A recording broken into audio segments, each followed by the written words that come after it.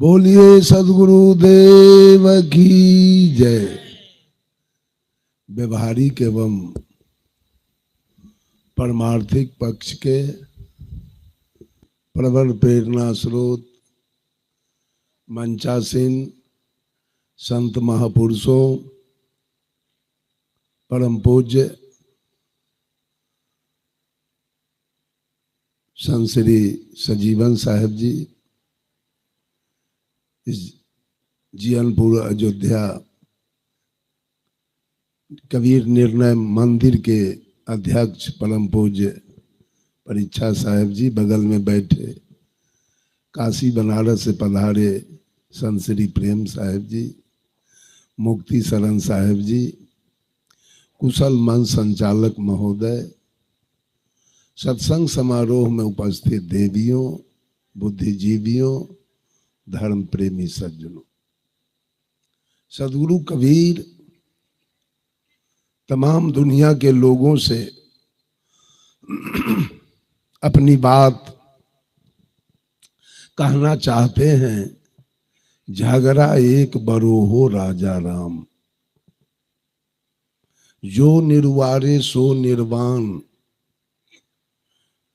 ब्रह्म बरा की जहां से आया, वेद बरा की जिन उपजाया, ई मन बरा की जही मन माना, राम बरा की राम ही जाना, भरमी भरमी कबीरा फिरे उदास, तीरथ बरा की तीरथ के दास। इस धरती तल पर 4 प्रकार के प्राणी निवास करते हैं: अंडज, पिंडज, उष्मज और मानव। इसी को हम परोक्ष रूप से 84 कहते हैं। 4 माने 4 और राशि माने खानी। 4 खानी के जीव। अब इनकी निश्चित जनसंख्या क्या है वो किसी ने जाना नहीं, लेकिन खानी 4 है। इसमें सबसे श्रेष्ठ कौन है? मनुष्य, मानव। आप मानव को सदगुरु कबीर राजा कह के पुकारते हैं। इस धरती तल के मालिक, इस धरती तल के राजा आप हैं। सारा अधिकार आपके हाथ में है। आप अगर निर्दयी बनेंगे तो सारे जीव जंतु खत्म हो जाएंगे। आप अगर दयालु होंगे तो सब इसी धरती पर अपना जीवन यापन करेगा। साहब कबीर कहते हैं, झगड़ा एक बरो हो राजा राम। ए राजा, इस धरती तल पर एक बहुत बड़ा झगड़ा लग गया। झगड़ा किसने लगाया? धर्म धुरंधर लोगों ने, धर्माधिकारी लोगों ने, धर्म के ठेकेदार लोगों ने, धर्म के प्रवर्तक लोगों ने इतना बड़ा झगड़ा लगाया है। कांग्रेस बीजेपी की राजनीति आप समझ सकते हैं, लेकिन ये जो राजनीति लगाया है ये समझना जल्दी मुश्किल बात। झगड़ा एक बरो हो राजा राम, जो निर्वारे सो निर्वाण। जो इस झगड़ा का निर्वार करे, जो इस झगड़ा का निराकरण करे, जो इस झगड़ा का समाधान करे, जो इस झगड़ा का निर्णय करे, वही तो परम ब्रह्म परमेश्वर, वही तो फादर ऑफ नेशन है, वही तो सदगुरु है। झगड़ा कैसा है?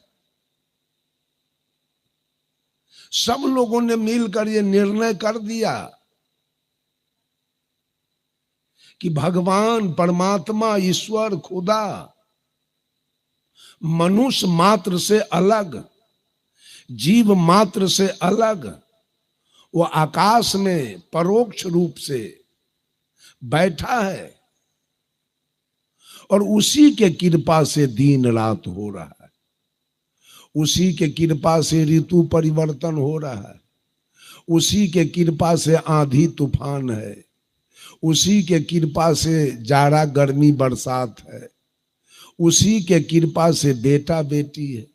उसी के कृपा से माल मवेशी है, उसी के कृपा से खेती बाड़ी है, उसी के कृपा से नौकरी चाकरी है, उसी के कृपा से ब्याह शादी है। माने जितने भी कार्य धरती तल पर हो रहे हैं वो सारा परोक्ष ईश्वर के कृपा से। और वो ईश्वर है कैसा मालूम है? वह ईश्वर कैसा है? सर्वत्र, एक तिल खाली नहीं। एक पत्ता भी हिलता है तो ईश्वर के कृपा से।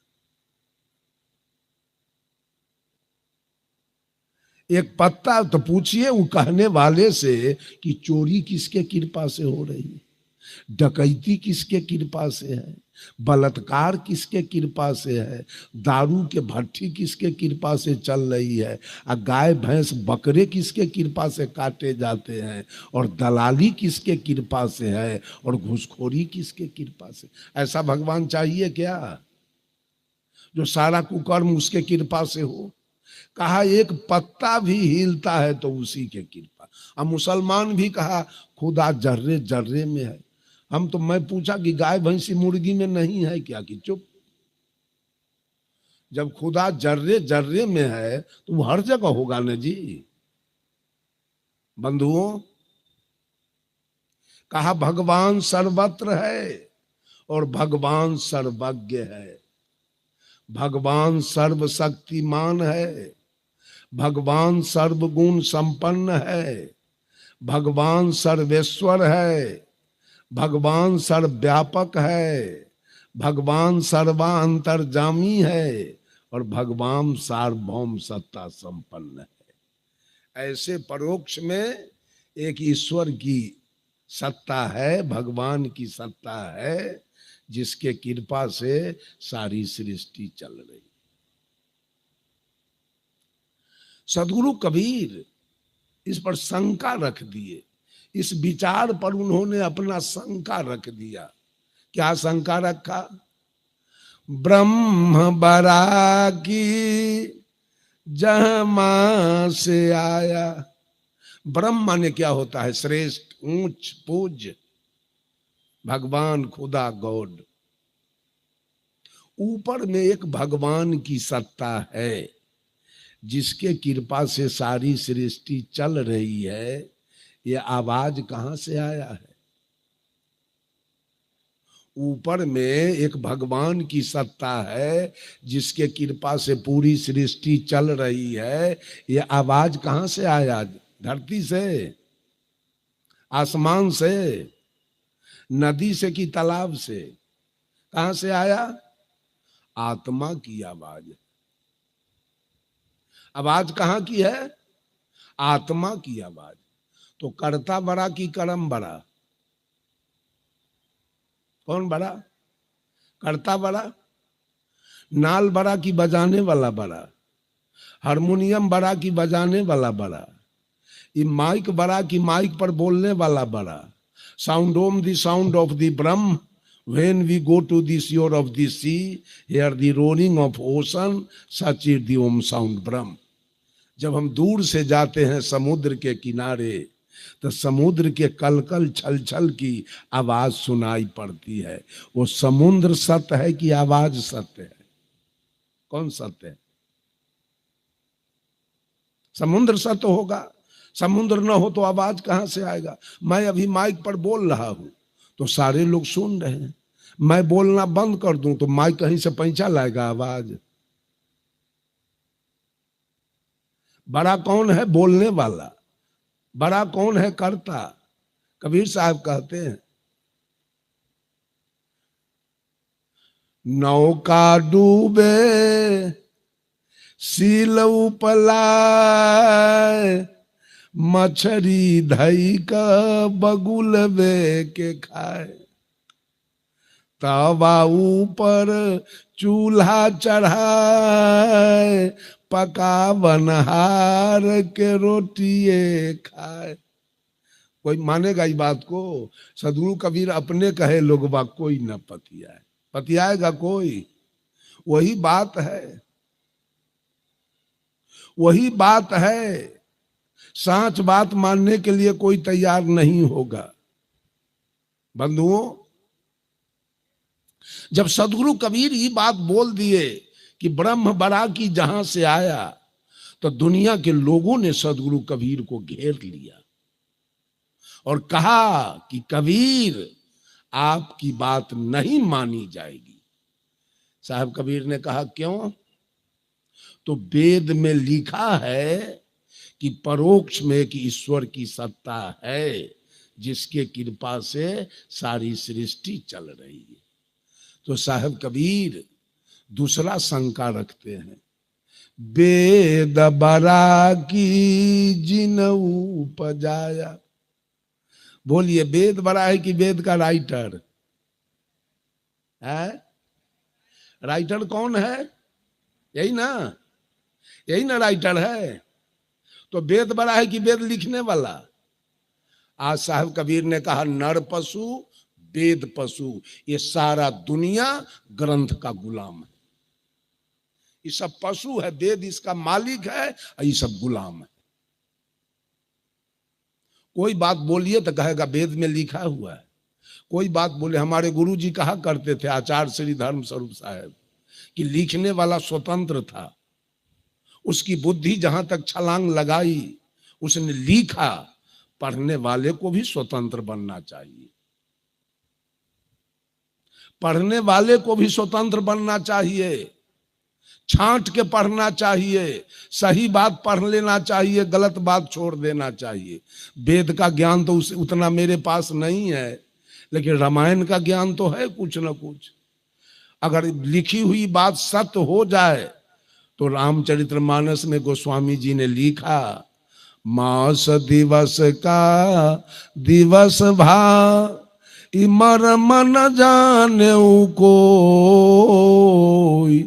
रथ समेत रवि था के निशा कवन विधि होई। जब रामचंद्र लक्ष्मण भरत शत्रुघ्न चारों भाई का जन्म हुआ, पूरे अयोध्या में जन्मोत्सव हुआ।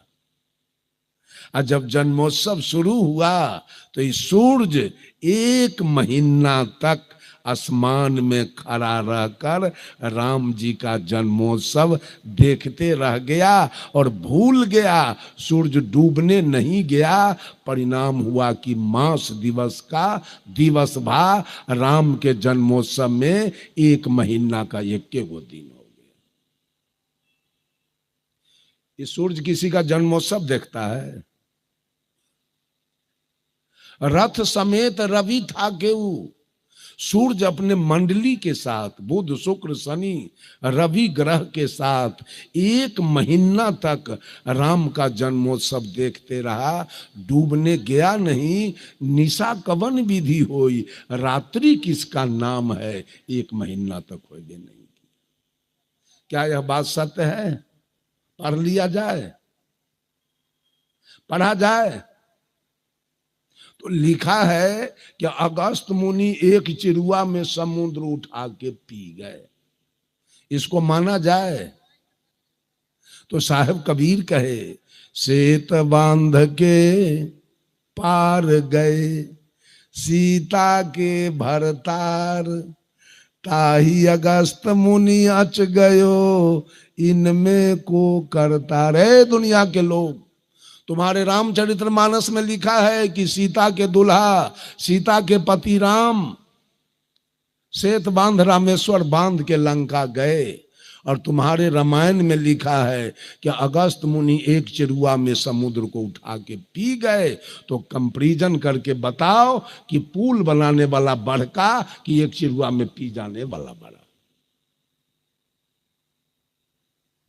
कौन बड़ा होगा?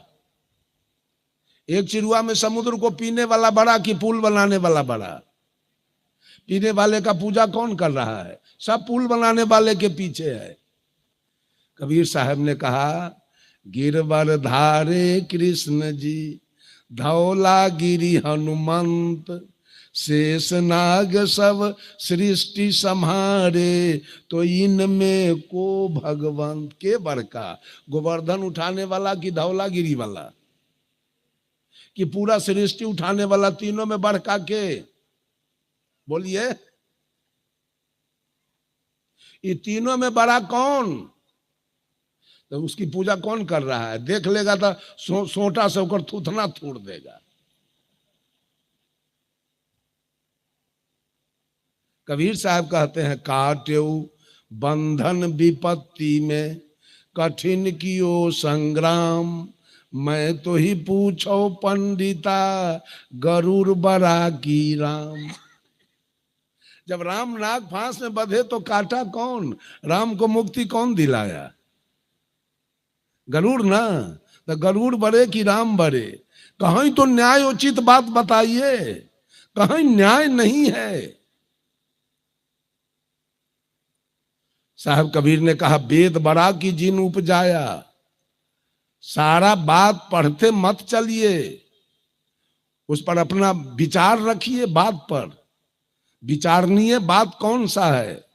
राजा सगर, रामायण में लिखा है कि राजा सगर की पत्नी सुमति से 60,000 बच्चा एक दिन में पैदा हुआ। ऐसी कोई महिला है?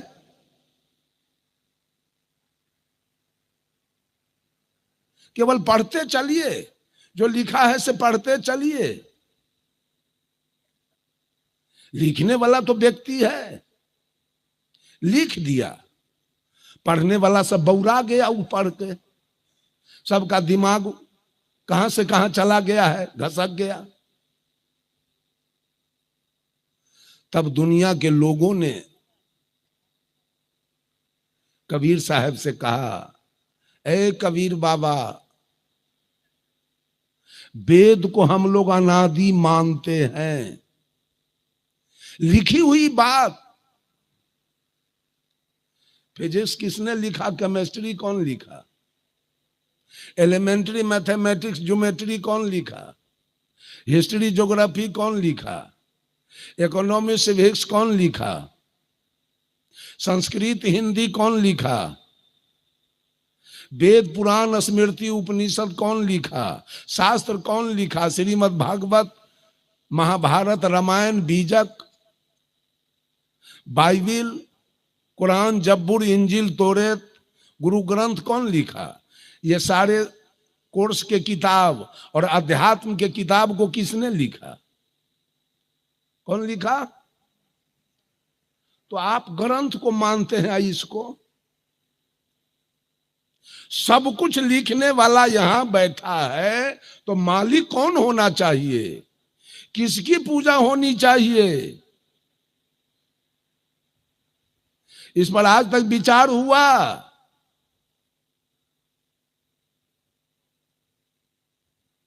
सब कुछ लिखने वाला और सारी बातें जो लिखी गई ग्रंथ में और कोर्स के किताब में, वो सारी बातें आत्मा की आवाज है।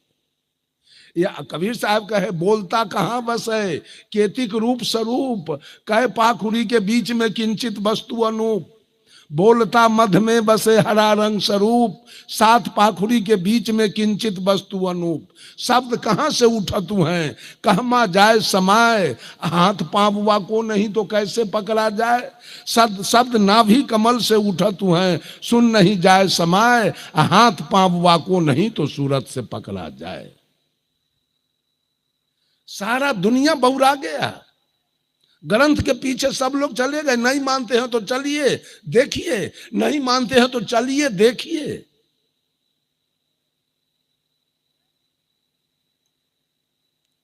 लिखा हुआ बात सत्य नहीं हो सकता है, इसकी गारंटी मत लीजिए। सुकरात ने कहा था, बहुमत के आधार पर सत्य को सिद्ध नहीं किया जा सकता। ये बात समझ लीजिए। जहां जनसंख्या बहुत हो, जहां सभा में जनसंख्या बहुत हो, इसका मतलब ये नहीं है कि वहीं का सौदा बढ़िया है।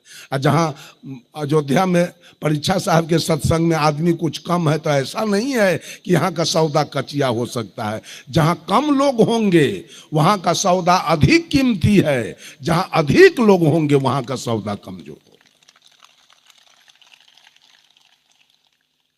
सोना अधिक कीमती है, गाहक कितना होगा? कम की ज्यादा। हाट में अगर परवल 80 रुपए किलो हो जाए तो ग्राहक घटेगा कि बढ़ेगा? और 2 रुपए किलो हो जाए तब? तो कबीर की वाणी है 80 रुपए किलो, वहां आदमी नहीं होगा। ये कहिएगा जो कुंभ वाला आदमी और दुर्गा जी वाला आदमी और सरस्वती जी वाला आदमी पहुंच जाए सत्संग में, ये संभव नहीं, ऐसा नहीं होगा। यहां बहुत कम लोग आएंगे बंधुओं। सारा ग्रंथ और सारे कोर्स के किताब को लिखने वाला यही है और इसी की आवाज लिखी गई।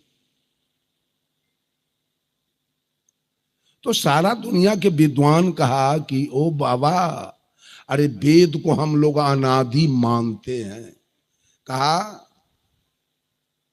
तो साहब कबीर कहते हैं, ई मन बड़ा कि जही मन माना। किसी चीज को मानता कौन है, मानने वाला कौन है? यही मन। मन किसी को मानता है, मन किसी को मान लेता है। अब आत्मा निकल जाए काया में से तो मन रहेगा ना। तो आत्मा बड़ा कि मन बड़ा? फिर इनकी बात कट गई, खत्म हो गया। तब सारे लोगों ने कहा सदगुरु कबीर से कि हम सारे बात को जाने दीजिए, राम को हम लोग अनादि पार ब्रह्म परमेश्वर मानते हैं। तब सदगुरु कबीर ने कहा, राम बरा की राम ही जाना। राम बड़े हैं कि राम के जानने वाले पुजारी बड़े हैं? कौन बड़ा होगा? जानने वाला ना होगा। और चीन में राम के जानने वाले नहीं हैं, इंग्लैंड में, अमेरिका में, रूस में, जापान में राम के जानने वाले नहीं हैं। वहां राम की मर्यादा कुछ नहीं। राम बड़ा कि राम ही जाना। अंत में साहब कबीर कहे, भर में कबीरा फिरे उदास, तीरथ बड़ा की तीर्थ के दास। कबीरा मीन्स कहते हैं भर में कबीरा फिरे उदास। कबीर मीन्स पीव, कबीर मीन्स मालिक, और कबीरा मीन्स जीव। ये जीव भरम में पड़कर, ईश्वर परमात्मा के भरम में पड़कर भरमी कबीरा फिरे उदास। चारों तरफ कबीर साहब तो कहे, खसम बिनु तेली के बैल भयो रे, खसम बिनु तेली के बैल भयो। पूरे दुनिया के औरत मर्द को सदगुरु कबीर ने तेली के बैल कह दिया। ये सब तेली के बैल। पहले के जमाने में तेली के यहाँ तेल की पेराई होती थी, जिसमें एक मोहन होता था, कोल्हू, और कोल्हू में एक बैल चलता था। बैल के चलने के क्रम में तेल की पेराई होती थी। बैल केंद्र में चलता था कि परिधि में? परिधि में। केंद्र में सुख है कि परिधि में? सुख कहाँ है? केंद्र में। तेल गिर रहा था केंद्र में, अब बैल चक्कर काट रहा था परिधि में। धूड़ भर में 500 कोस बैल चला। बैल को सुख मिला कि दुख? क्या मिला? दुख मिला है। बंधुओं, परमात्मा कहां बैठा है? केंद्र में। जब तक वो परमात्मा की सत्ता केंद्र में है, इस काया में है, तभी तक आंखें दुनिया को देख रही है, तभी तक दोनों कान दुनिया की बातों को सुन रहा है, तभी तक दोनों नाक सुगंध दुर्गंध ले रहा है, तब तक ये मुंह बोल रहा है, खा रहा है, तब तक ये त्वचा स्पर्श कर रहा है। जिस समय परमात्मा की सत्ता काया से निकलेगा, सारी इंद्रियानी फेल हो जाएगी और ये शरीर डेड बॉडी हो जाएगा। परमात्मा कहाँ बैठा है? केंद्र में। ये औरत और मर्द सतुआ, चिवड़ा, पूरी, ठकुआ, खजूर लेके किसका चक्कर काट रही है? परिधि के ना, परिधि के चक्कर काट रही है ना। अच्छा, परिधि में सुख है कि दुख? अब देखिए, परिधि में न भोजन बनाने का ठीक है, न खाने का ठीक है, न स्नान करने का ठीक है, न लैट्रिन जाने का ठीक है, न लघुशंका जाने का ठीक है, न सोने का ठिकाना। आ सतुआ, चिवड़ा, पूरी, ठकुआ, खजूर बनवा के आ माथा पर लेके आ नगरे नगरे डगरे डगरे सारा दुनिया भगवान के खोज में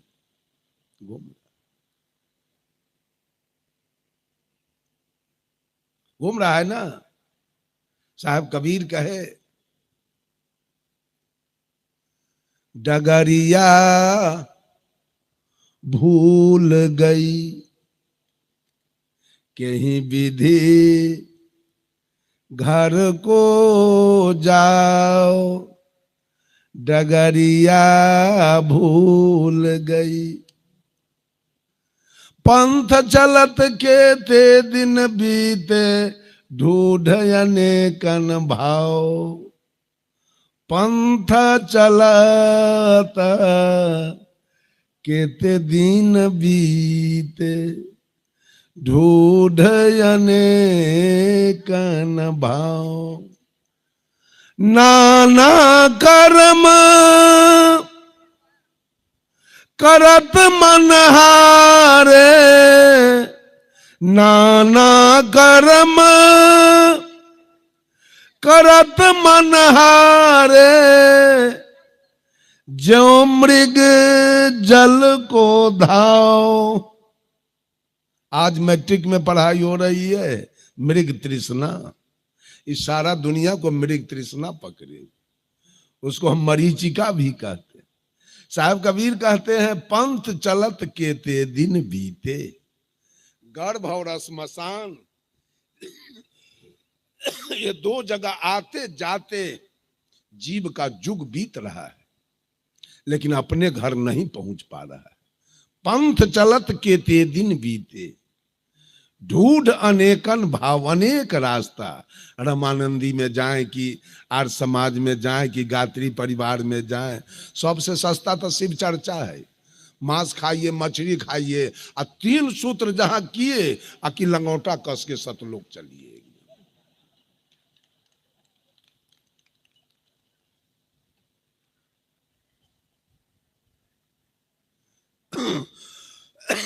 ढूढ़ अनेकन भाव, रास्ता खोजते खोजते समय बीत गया।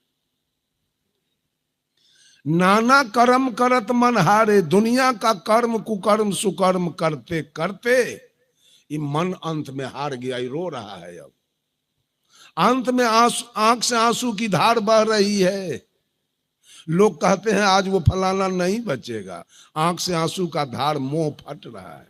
अंत में रोना है, मां बहनों सुन लेना, भाई बंधु भी सुन लेना, जितना खेल करना है कर लो धर्म के नाम पर, लेकिन अंत में साहब कबीर ने कहा, राजा देश बरो परपंची रैयत रहल उजारी। इस देश का जो राजा है, इस देश का जो मालिक है, वो बहुत परपंची है, बहुत छलिया है, बहुत चंडाल है। आज तक किसी को हंस के यहाँ से जाने नहीं दिया। सब गए रो के, अंत में ऐसा कर्म करवा लिया है कि अंत में सब रो के गए हैं यहां से, सबको उजाड़ के फेंक दिया है। राम जी से रावण को उजड़वा दिया, रावण सब प्राणी रो के चला गया, और राम जी चारों भाई को अंत में सरजू नदी में डुबा के प्राण ले।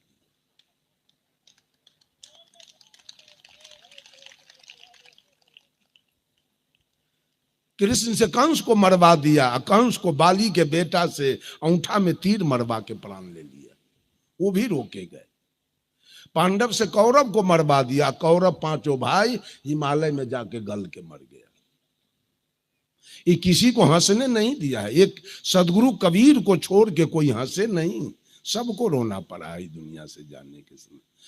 सदगुरु कबीर तो इसलिए हंसते गए कि साहेब कबीर जतन ले ओढ़ी, ज्यों के त्यों धर दीनी चदरिया झीनी दे। अंत में रोना है, जो खेल खेलना है सो खेलिए, चाहे जितिया कीजिए, करवा चौथ कीजिए, कर्मा धर्मा कीजिए, तीज कीजिए, छठ कीजिए, दिवाली कीजिए, दुर्गा पूजा, जो खेल करना है खेल लीजिए, बाकी मत छोड़िए। अंत में तो रोना है।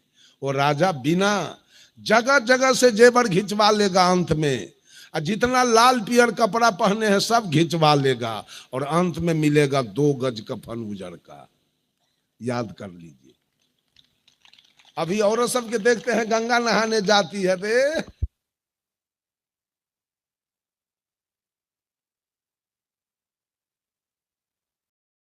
गंगा नहाने जाती है तो हिया तक के है सेनुर कैले, हिया तक, हिया से लेके हिया तक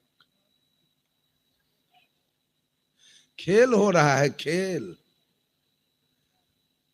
अगर जितिया सत्य है और जितिया बेटा के लिए हो रहा है, तो मुसलमान, सिख और ईसाई का बेटा तो मर जाना चाहिए। उसकी पत्नी तो जितिया नहीं किया है, उसका बेटा तो मर जाना चाहिए। और तीज होता है पति के लिए, तो हिंदू के महिला तीज किया तो सब मुसलमानीन और सिख और ईसाई की पत्नी मुसमात हो जाना चाहिए। अब विश्वकर्मा पूजा से गौरी घोड़ा आबाद रहेगा तो हिंदू, मुसलमान, सिख, ईसाई के गौरी 18 सितंबर के उलट जाना चाहिए।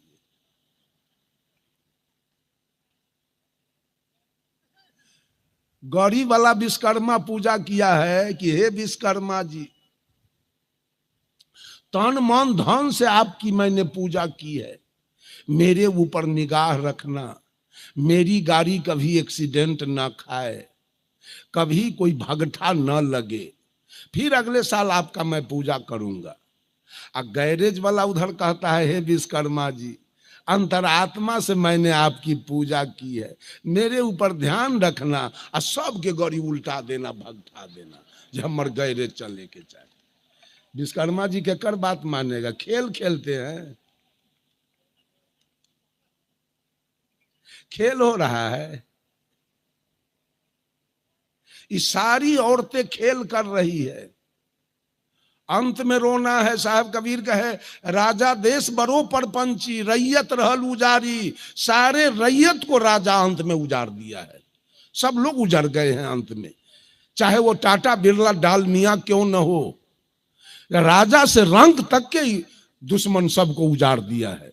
उसी का कहना तो आप कर रहे हैं, वही जो जो कह रहा है, ये मन है राजा, यही आपको अंत में उजाड़ेगा। इसी की गुलामी में सारे औरत मर्द लगे हुए हैं, सब इसी की गुलामी कर रहे हैं। साहब कबीर कहे, डगरिया भूल गई कहीं विधि घर को जाओ, अपने घर कैसे जाएंगे बिना सत्संग के, बिना सदगुरु के। पंथ चलत के ते दिन बीते, ढूढ़ अनेकन भाव, नाना कर्म करत मनहारे, जो मृग जल को धाव। जब जेठ के महीने में, 5 मिनट समय बाकी है अब, जेठ के महीने में कड़ी धूप होती है, और जेठ के महीने में सारे नदी नाला सूख जाते हैं, कहीं चुटकी भर चिरुआ भर पानी नहीं। जेठ की तपती धूप 12 बजे दिन, प्यास से विचलित होकर वो मिर्गा जब जंगल से निकलता है पानी के खोज में, जेठ की दोपहरी सूरज का किरण जब बालू पर पड़ता है रेगिस्तान पर, तो बालू चकमक चकमक करने लगता है। बालू की चकमकाहट वो मिर्गा को लगता है शायद वहां पानी है, समुद्र दिखाई दे।